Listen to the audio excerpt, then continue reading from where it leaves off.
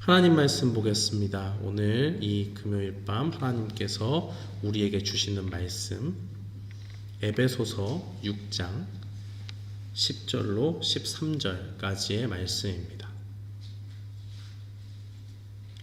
신약성경 에베소서 6장 10절로 13절까지의 말씀, 우리 다 찾으신 줄 알고 우리 함께 봉독합니다. 끝으로 너희가 주 안에서와 그 힘의 능력으로 강건하여지고 마귀의 간계를 능히 대적하기 위하여 하나님의 전신갑주를 입으라. 우리의 씨름은 혈과 육을 상대하는 것이 아니요 통치자들과 권세들과 이 어둠의 세상 주관자들과 하늘에 있는 악의 영들의 상대함이라. 아멘. 저는 본문 말씀 에베소서 6장 10절로 13절 말씀을 통해서 주님의 능력 안에서 강건하라는 제목으로 주의 말씀을 선포하겠습니다. 사도 바울은 이제 에베소 성도들에게 쓰는 그 편지의 거의 막바지에 다다라서 마지막으로 해줄 말을 쓰고 있습니다. 사람마다 다르겠지만 보통 우리가 편지를 쓴다고 하면 앞에 다른 말들을 쭉 이렇게 하고 이제 마지막으로 한마디 더 하겠다라고 그렇게 이야기를 하면 편지를 읽는 사람이 조금 더 주의 깊게 정말 이 사람이 앞에 내용들은 다 각설하고 이 내용을 얘기하고 싶어서 지금까지 얘기들을 했구나, 도대체 무슨 얘기를 하는 것일까라고 그렇게 주목해 볼 것입니다. 그만큼 가장 중요한 말을 가장 마지막에 하고 있다는 것이지요. 사도 바울은 여러 가지 말들로 성도들에게 가르침을 베풀었습니다. 바울은 성도들에게 믿음을 가진 부모로서, 또 6장에서만 봐도요, 또 사회에 또 어떤 하나님의 그 부모님을 둔 자녀로서, 또 사회의 높고 낮은 위치에서 또 어떻게 사회생활을 해야 되는지 실제적인 그 삶의 문제들과 신앙을 접목시켜서 그렇게 이야기를 했습니다. 이런 것들이 다 훌륭한 가르침이고 좋은 말들이지만, 그런 모든 것들 다 중요하지만 여기가 전부가 아니고, 여기서 끝나는 것이 아니고, 바울은 실생하고 싶은 것이 바로 오늘 본문에 나와 있는 이 말을 하고 싶었다는 것입니다. 성도들의 삶의 현실 속에서 꼭 빠뜨리지 말아야 할 그런 말을 오늘 본문에서 하고 있습니다. 그것은 무엇이냐면 우리가 영적인 전쟁터 가운데 살아가는 존재다라는 것을 말해주고 싶었다는 것입니다. 아무리 싸움이 싫다고 해도 성도들에게 이 영적인 전쟁은 피할 수 없는 현실입니다. 사도 바울은 온 교회가 또 각 성도들이 날마다 이 영적인 전투에서 승리하기를 원했습니다. 그래서 이 중요한 말씀을, 다른 말씀을 다 하고 난 뒤에 마지막으로 오늘 본문에서 하고 있는 것입니다. 우리가 피할 수 없는 이 영적인 전투에서 승리하기 위해서 기억해야 될 것은 무엇이겠습니까? 첫 번째는 우리의 적이 누구인지를 분명히 알아야 됩니다. 우리의 적은 마귀임을 기억해야 한다는 것이지요. 오늘 본문 12절과 13절 말씀에 보면 우리의 적이 누구인지를 분명히 밝히고 있습니다. 우리의 씨름은 혈과 육을 상대하는 것이 아니로 통치자들과 권세들과 이 어둠의 세상 주관자들과 하늘에 있는 악의 영들을 상대함이라고 그렇게 이야기합니다. 유명한 중국의 전략가 손무라는 사람이 쓴 책이 있지요. 우리가 잘 알듯이 손자병법이라고 하는데요. 거기에 보면 지피지기면 백전무퇴다라는 말이 있습니다. 적을 알고 나를 알면 100번을 싸워도 위태로울 일이 없다라는 말이죠. 이것을 반대로 생각해 보면 적도 모르고 나도 모르면 그 전쟁에서 반드시 위태로워질 수밖에 없다라는 말입니다. 이러한 원리는 오늘 본문에서 다루고 있는 이 영적인 전투에서도 동일하게 적용이 됩니다. 우리는 먼저 우리의 적이 누구인지 제대로 알아야 됩니다. 12절 말씀에서 보면 우리의 씨름, 즉 우리가 싸워야 하는 대상이자 싸움의 상대는 사람이 아니라 영적인 존재라는 것을 분명히 보여줍니다. 우리가 사람 간의 권투 시합을 이렇게 보게 되면 사람이 사람을 적으로 삼아 이기는 것이 얼마나 격렬한 싸움 가운데 이루어지는 것인가 하는 것을 간접적으로 알 수가 있습니다. 그러나 경기가 끝나고 종이 울리면 시합이 끝나고 모든 승패가 갈리고 선수들이 각자의 자리로 돌아가는 것을 우리는 봅니다. 권투 시합은 오직 주어진 시간과 장소에서의 대결이지만은 영적인 전투는 이것보다 훨씬 힘듭니다. 시간과 장소를 가리지 않는다는 말입니다. 우리가 대하는 적이 사람이 아니기 때문에 이것은 사람과 하는 싸움과 비교할 수 없을 만큼 굉장히 치열하고 힘든 일입니다. 12절과 13절에서 통치자들과 권세들, 또 어둠의 세상 주관자들과 악의 영들 이렇게 이야기하고 있는데요. 이러한 모든 것들은 바로 우리의 적인 사탄 마귀를 이야기합니다. 11절에 나와 있는 이 모든 것은 마귀의 세력을 이야기합니다. 마귀에게 속한 악한 영들의 존재들이 얼마나 큰 세력을 가지고 우리를 전방위적으로 공격하는지 우리에게 보여주는 것이죠. 악의 영들의 우두머리인 마귀는 어떤 존재입니까? 유다서 1장 6절은 이렇게 증거합니다. 또 자기 지위를 지키지 아니하고 자기 처소를 떠난 천사들을 큰 날의 심판까지 영원한 결박으로 흑암에 가두셨으며 라고 그렇게 증거합니다.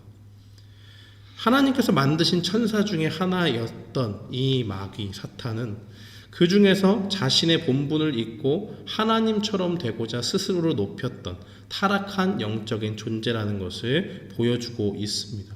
그러면 이 교만한 마귀가 하는 일이 무엇일까요? 하나님께서 아들을 내어주시기까지 사랑한 이 땅에 있는 영혼 한 사람 한 사람들을 꿰어서 지옥으로 데려가고자 하는 것이 그의 목표입니다. 하나님의 사람으로 이미 구원받은 백성들이라면 어떻게든 믿음에서 떠나게 만들려고 그 사람을 유혹하는 것이 바로 사탄이 하는 일입니다. 마귀는 믿지 않는 사람들의 마음에 계속해서 자기의 욕심대로 살게 만듭니다. 하나님의 법을 잃어버리고 하나님의 말씀에서 떠나서 살게 만든다는 것입니다. 세상의 즐거움을 버려야 되는데 세상의 즐거움에 물들게 만드는 존재입니다. 그래서 그들이 궁극적으로 예수 그리스도를 전혀 만나지 못하도록 만드는 것이 바로 사탄의 마귀의 목적입니다. 이러한 마귀의 모습을 가리켜 베드로 전서는 우는 사자와 같다라고 그렇게 이야기를 하지요. 두루 다니면서 먹잇감을 찾는 그 맹수의 모습이요, 은밀하게 사냥감에게 접근을 해서 순식간에 그 목을 물어서 제압해버린 그러한 아주 맹렬한 무서운 존재라는 것입니다. 마귀는 인간을 그 영혼을 보고 사냥감으로 삼고 우리 영혼을 죄로 물들게 하기 위해서 기회를 엿보는 악한 사냥꾼과도 같습니다. 그런데 이 마귀는 11절에 보면 우리를 넘어뜨리기 위해서 그냥 있는 것이 아니고요, 간계를 사용한다고 말합니다. 간계라는 것이 무엇입니까? 아주 교묘한 계략을 사용한다는 것이죠. 마귀가 싸우는 방법은 정정당당하게 1대1로 써서 정면 승부를 하는 것과는 굉장히 차원이 다른 이야기입니다. 마귀는 우리가 눈치채지 못할 정도로 자신을 위장해서 성도들의 믿음을 흔들어 놓을 수 있는 능력이 있고 그러한 방법을 통해 성도들의 믿음을 통째로 흔들어 놓습니다. 고린도후서 11장 14절은 거짓 사도들을 경계하면서 이렇게 적고 있습니다. 사탄은 자기를 광명한 천사로도 가장할 수 있다라고 그렇게 이야기를 하지요. 그러니까 누가 보기에도 구별하기 힘들 만큼 교회에 좋은 일꾼처럼 들어와서 교회에서 헌신하고 일하고 있지만 실상 그 속에는 악한 계획을 가지고 교회로 침투하는 이단들이 있지 않습니까? 그들의 모습이 하나도 이상하지 않은 이유는 바로 그들의 배후에 있는 마귀의 모습이 그들의 모습과 매우 유사하기 때문입니다. 또한 마귀는 하나님의 말씀을 변질시킵니다. 창세기 2장에서 하나님은 에덴 동산에 있는 선악과를 먹으면 죽게 된다고 분명히 사람에게 말씀을 하셨죠. 그런데 창세기 3장에서 뱀 속에 들어간 사탄이 하와에게 어떻게 그 죄를 짓게 만들었습니까? 이걸 먹으면 죽는 게 아니고 죽지 않고 하나님처럼 되기 때문에 하나님이 너희 보고 먹지 말라고 한 것이다 라고 그렇게 주님의 말씀을 변질시키는 것입니다. 하나님께서는 피조물인 인간이 하나님의 명령을 지키면서 자신을 경외하기를 원했지만 인간을 속인 사탄은 결국 사람을 속이고 타락하게 만들어서 하나님과의 관계를 깨어지게 만들어 버린 것입니다. 또한 마귀는 마태복음 4장에 보면 예수님까지도 시험하기를 서슴지 않았습니다. 예수님이 성령의 인도함을 받아서 40일 동안 기도하셨을 때 그 앞에 나타나서 하나님의 말씀을 가지고 예수님을 시험하기도 하셨지요. 마치 천하가 자신인 것이냐, 자신에게 절하면 모든 것을 주겠다라고 그렇게 예수님을 유혹했던 존재가 바로 이 마귀의 존재입니다. 여기서 볼 수 있는 마귀의 특징은 자신의 능력이 닿는 대로 자기가 가지고 있는 모든 힘을 발휘해서 최대한 그 방법을 동원해서 어떻게든 먹이를 잡으려고 하는 맹수처럼 우리의 영혼을 넘어뜨리기 위해서 혈안이 되어 있다라는 것입니다. 그렇기 때문에 그 혈안이 된 맹수와 같은 그 악한 마귀가 우리를 호시탐탐 노리는 것은 전혀 이상하지 않은 것이죠. 사랑하는 성도 여러분, 오늘날 많은 사람들이 이 마귀의 역사에 대해서 또 악한 영들에 대해서 그저 한낱 우스갯소리에 불과한 것처럼 여기는 잘못을 범할 때에 우리는 성경의 말씀을 바라봐야 됩니다. 마귀는 단순히 여름에만 나타나서 무슨 남양 특집처럼 우리가 무더위에 이렇게 익숙해져 있을 때 더위를 날리기 위해서 우리를 깜짝 놀래키고 더위를 날릴 수 있도록 도와주는 그런 존재가 아니라는 것이죠. 단순히 우리를 무섭게 하고 공포를 주는데 그치지 않습니다. 아담과 하와 때와 마찬가지로 우리를 속여서 하나님과 우리의 관계를 포기하게 완전히 망가뜨리는데 분명히 목적을 가지고 우리에게 접근하고 우리를 공격하는 존재라는 것입니다. 그러므로 우리는 말씀을 통해서 우리의 적이 누구인지 분명히 알아야 합니다.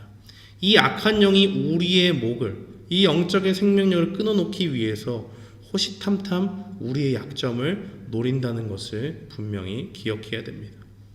우리의 적이 어떤 존재인지 기억하면서 이 마귀의 모든 종류의 공격에 맞서기 위해 한순간도 경계를 늦추지 않는 그러한 성도가 되어야 될 줄 믿습니다. 그렇다면 우리를 속여서 하나님과 우리의 관계를 넘어뜨리려고 하는 이 마귀와 영적인 전투에 승리하기 위해서는 우리는 무엇을 해야 됩니까? 우리가 오늘 말씀에서 두 번째로 기억해야 될 것은 승리의 힘을 주시는 그 하나님을 의지해야 한다는 것입니다. 10절 말씀에 보면 바울은 주 안에서와 그의 힘의 능력으로 강건하라고 그렇게 이야기합니다. 마귀가 어떤 존재다, 어떻게 우리 가운데 역사한다 이런 것을 말하기 이전에 제일 먼저 이야기하는 것이 바로 이 말입니다. 싸움을 할 때 중요한 것은 나와 적을 비교해 볼 때 내가 어느 정도 견줄 만한 실력을 가졌는지 잘 아는 것도 실력 중에 하나지요.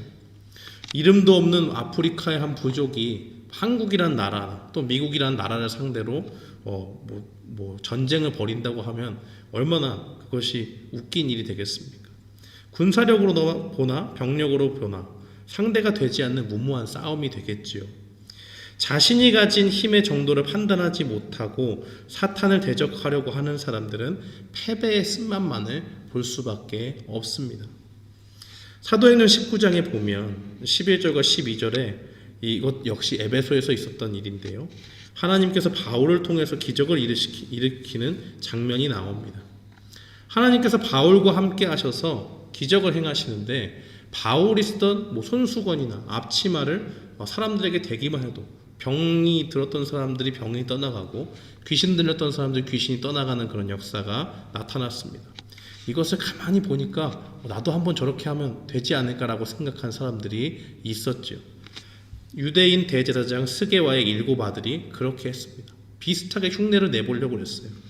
자신도 바울과 같이 하면 될 줄 알았습니다. 그래서 그대로 한번 따라해봤는데 예수 그리스도 이름으로 떠나가라 이렇게 했겠죠. 그렇게 했는데 그 악한 귀신이 그들에게 오히려 대답을 합니다. 떠나가길 바랐는데 그렇지 않고 내가 예수도 알고 바울도 아는데 너희는 누구냐? 라고 그렇게 반문하면서 악한 귀신 들린 사람이 그들에게 달려들었습니다.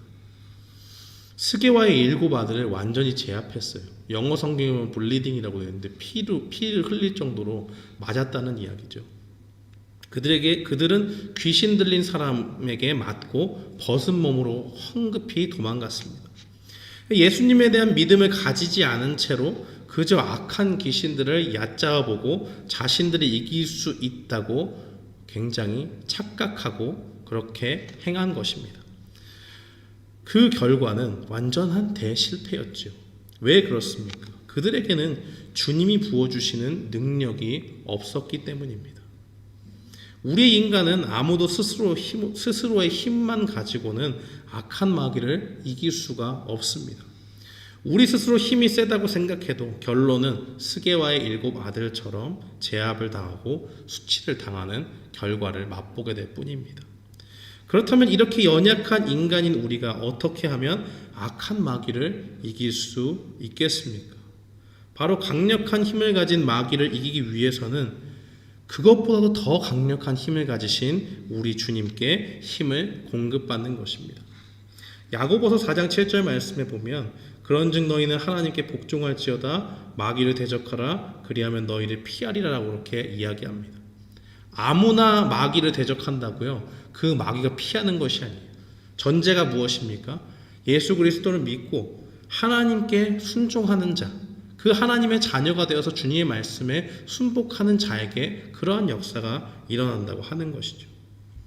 로마서 8장 31절에 바울은 구원에 대해서 말하면서 만일 하나님이 우리를 위하시면 누가 우리를 대적하리요? 라고 그렇게 증거합니다. 하나님이 우리 편이 되어주셔서 우리를 구원해 주시면 아무리 강한 적이 우리의 반대편에서 우리를 대적한다고 할지라도 하나님의 상대가 될 수가 없다라고 그렇게 이야기하는 것입니다. 그러면서 로마서 8장 39절에서는 다른 어떠한 피조물이라도 우리를 우리 주 그리스도 예수 안에 있는 하나님의 사랑에서 끊을 수 없다라고 그렇게 말합니다. 하나님의 강력한 사랑 가운데서 그의 자녀로 부르심을 받은 자들은 사탄이 그 구원의 은혜를 뺏으려고 애를 쓰고 그를 넘어뜨리려고 한다고 할지라도 조금 넘어지고 다시 일어날 수 있는 힘을 얻게 된다는 것입니다. 하나님께서 구원의 은혜를 베푸신 그 은혜를 뺏어갈 수 없다는 말입니다. 마귀가 성도들의 마음을 이 세상 가운데 흔들어 놓는 주된 방법이 무엇이 있겠습니까? 여러 가지 방법이 있겠지만 하나님의 사랑 가운데서 우리를 부르셨음에도 불구하고 이 사랑에서 끊을 자가 없다라고 선언을 하셨음에도 불구하고 그 사랑을 의심하게 만드는 겁니다. 우리의 연약함을 파고들어서 우리 스스로가 약한 그 죄의 부분을 계속적으로 건드리고 우리가 그 가운데 넘어지게 되면 우리 가운데 하나님의 사랑을 의심하게 만듭니다. 구원의 확신이 흔들리는 것 우리에게 그렇게 느끼도록 만든다는 것입니다. 너 같은 사람이 어떻게 하나님의 자녀가 되느냐? 맨날 죄 가운데 넘어지는 너를 보면 하나님도 도와주려고 하지 않을걸. 하나님께 회개한다는 말 이제 좀 염치 없게 느껴지지 않느냐? 계속적으로 우리를 공격하는 것입니다. 회개한 죄를 들추고 정죄해서 회개하려는 마음을 포기하도록 하나님께 나아가도록 하는 그 마음을 완전히 끊어버리도록 유혹하는 것이 바로 사탄이 마귀가 하는 일입니다. 우리는 연약한 육신의 몸을 가지고 있기 때문에 이 땅에서 완전한 거룩한 모습으로 살 수 없습니다. 그러나 우리가 기다리는 주님이 이 땅에 다시 오시게 되면 주님께서 부활하신 그 영광의 몸으로 나타나셨듯이 우리도 그 거룩한 몸을 마침내 입을 수 있게 됩니다. 그러나 그 전까지는 연약한 육신 가운데서 이 땅 가운데 죄와 싸우면서 때로는 넘어지고 바울과 같이 죄와 그 선한 싸움을 우리 마음속에 늘 싸우면서 살아가는 것이 바로 성도의 삶이라는 것입니다. 우리는 이 영적인 전투의 현장에서 사탄의 권세를 깨트리시고 승리하신 예수 그리스도를 바라봐야 됩니다. 예수님 말씀하셨죠. 세상에서는 너희가 환난을 당하나 담대하라 내가 세상을 이기었노라 라고 그렇게 이야기합니다.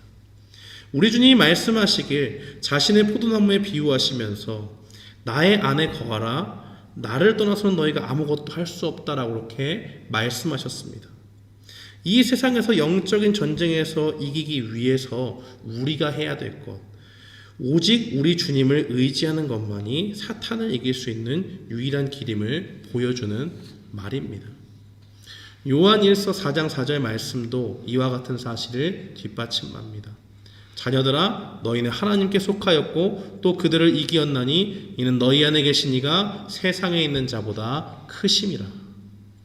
이 구절의 하반절을 현대인의 성경은 조금 더 이해하기 쉽게 이렇게 번역했습니다. 여러분 안에 계신 분이 세상에 있는 마귀보다 더 능력이 크기 때문입니다라고 그렇게 이야기합니다. 하나님께서는 우리를 넘어뜨리기 위한 사탄의 능력보다 우리를 구원하셔서 우리의 영혼을 지키시고 인도하시는 그 큰 능력으로 우리를 보호해 주십니다. 그러므로 우리는 그 크신 능력 가운데 우리가 보호받고 있음을 믿으며 나아가야 됩니다. 죽음의 권세조차도 깨트리신 예수 그리스도의 그 보혈의 능력을 힘입어서 마귀를 적극적으로 대적하고 주님의 말씀에 순종하는 자세가 필요하다는 것입니다. 13절 말씀에 보면 우리에게 증거하기를 악한 날에 마귀를 대적하기 위해서 영적인 전쟁에서 승리하기 위해서는 하나님의 전신갑주를 입어야 된다라고 그렇게 입어야 됩니다. 우리가 전신갑주 그러면 딱히 떠오르는 것이 별로 이미지가 다가오지 않지요. 그러나 그 당시에 사람들은 이 말이 무슨 말인지 정확히 알았습니다. 매일 그들이 보는 것은 로마의 군인들이죠. 로마의 군인들이 입고 나가는 그 갑옷이 있었습니다. 그 갑옷은 머리부터 발끝까지 보호를 할 수 있는 보호장구로 가득 차 있었습니다. 손에는 또 공격할 수 있는 창도 있고 또 칼도 주어지기도 하고 그 다음에 이 방패도 그렇게 주어지게 되는 것이죠. 로마 군인이 입었던 그 갑옷은 적들의 공격으로부터 몸을 보호해 줄 수 있는 가장 든든한 보호 장치였습니다. 전신갑주를 입고 있으면 안전합니다. 그러나 그것을 벗는 순간의 방심으로 이것을 벗게 되면 적의 공격에 순식간에 노출되고 마는 것입니다. 그 순간의 방심으로 인해서 우리는 약간의 상처를 입을 수도 있고 적의 공격에 따라서 큰 데미지를 입을 수도 있고 때로는 우리의 목숨까지도 잃어버릴 수 있는 것이라는 것을 이 바울은 이야기해주고 있습니다. 훌륭한 군인일수록 이 사실을 분명히 마음에 새기고 기억합니다. 몸이 조금 지치고 피곤하더라도 전장에 있는 동안에 전신갑주를 벗지 않습니다. 언제 어디서 적의 공격이 시작될지 모르기 때문에 그 몸이 피곤하더라도 그 육신이 지치고 힘들더라도 그 갑옷을 벗지 않는 것이 참된 군인의 모습입니다. 사랑하는 성도 여러분, 우리는 싫든 좋든 피할 수 없는 영적인 전쟁터 한복판에 있습니다. 우리가 사탄과 싸우기 싫다라고 그렇게 소리를 질러도요, 사탄은 언제든지 우리의 목숨을 노리기 위해서, 우리의 영혼을 공격하기 위해서 늘 준비가 되어져 있습니다. 이 영적인 전장 속에서 하나님이 우리에게 주시는 힘을 공급받지 못하면 우리는 우리 힘으로 상대하기 벅찬 사탄의 공격에 무너지게 됩니다. 그러나 하나님께서 우리 자신의 연약함을 우리가 인정하고 주님께 나아간다면 주님의 능력으로 우리를 사탄의 공격으로부터 지켜주시기를 간절히 바라고 주님 앞에 순종하며 나아가는 사람들이 있다면 그 사람을 지켜주시고 주님의 손길 가운데 크신 능력으로 우리를 승리의 길로 나아가게 해주실 줄 믿습니다. 사탄은 우리가 이 세상을 사는 동안 끊임없이 우리를 공격하고 유혹할 것입니다.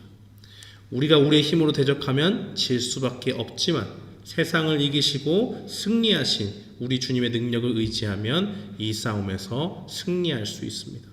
그러므로 우리 모두는 우리를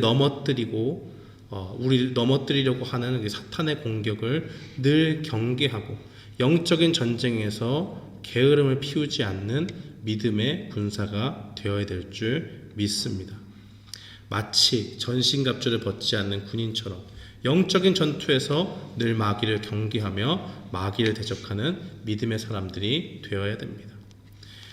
오늘 말씀을 기억하면서 우리는 연약하지만 우리 안에서 크신 능력으로 우리에게 승리를 주시는 주님을 바라보며 영적인 싸움에서 날마다 승리하는 그리스도의 좋은 군사가 되기를 주님의 이름으로 축원합니다. 아멘.